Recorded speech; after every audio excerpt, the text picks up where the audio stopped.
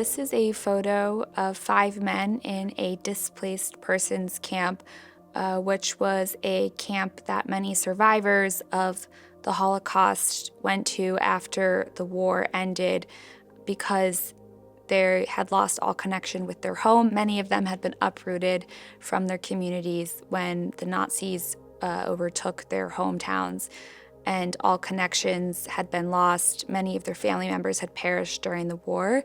And so these camps were places where people who were displaced, as the name suggests, went until they were able to find either connections to their family, to their town, or able to emigrate elsewhere. But that was very difficult to do so during this time. The man second from the left is named Henry Greenbaum, and he was a Polish Jew who was born in Poland in 1928. And he was one of 9 children. Before the war, he had a very typical childhood. He loved soccer, playing with his friends.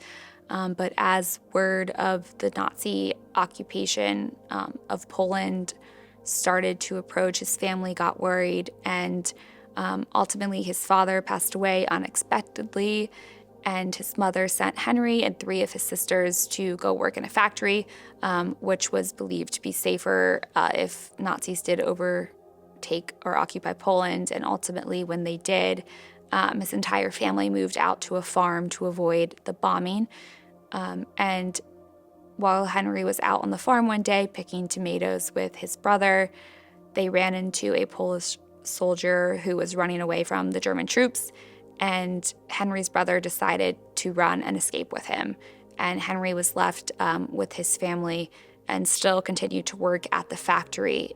And ultimately, Henry, his mother, and a few of his sisters were moved into a ghetto where his mother and some of his sisters perished in this ghetto. They were deported to a killing center.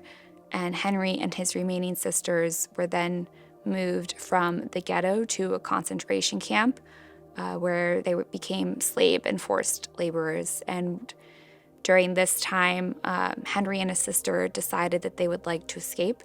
And when they were trying to escape, they raised the alarm of Nazi guards, and ultimately they were not able to do so. Henry was shot in the head, and someone from the camp, who turned out later to be a relative of his, hid him that night and tried to help him with his wound, the bullet wound to his head.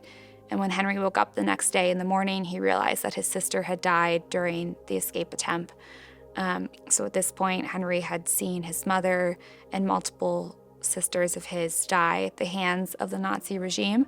And Henry continued to work at this camp. Ultimately, he moved on and became a forced laborer at another camp.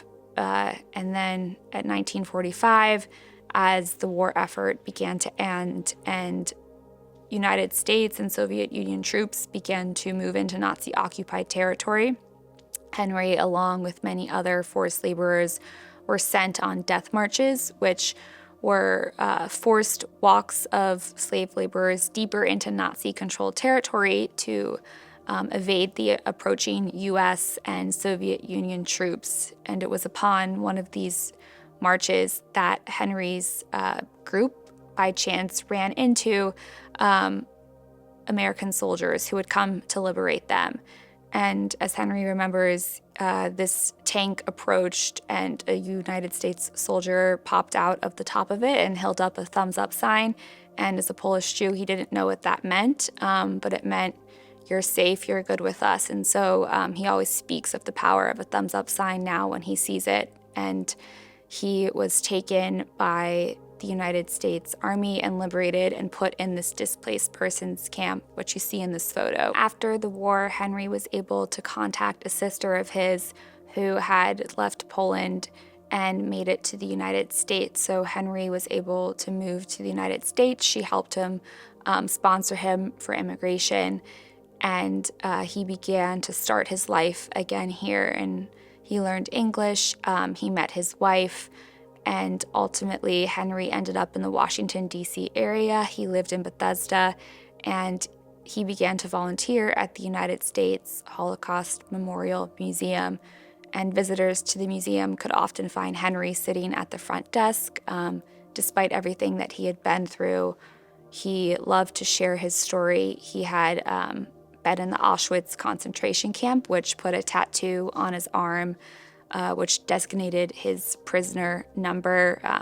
They didn't call him by his name. They referenced him as his number, and that was a very tangible thing for people to see now who had been removed from generation of that history. I first came to meet Henry when I was on a tour of the Holocaust Museum, and he spoke to my group at the end of the tour.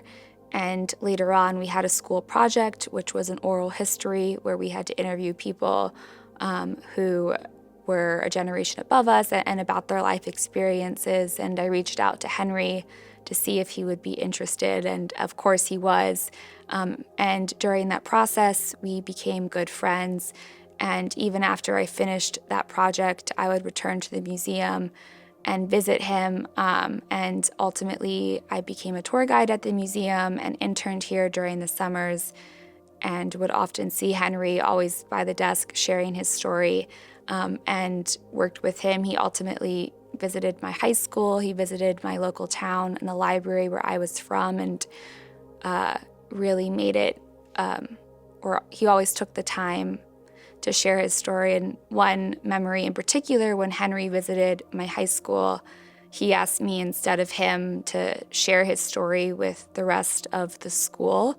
And at the end, he stood up and he had tears in his eyes, and he said he had never heard a young person recount his story back to him in person.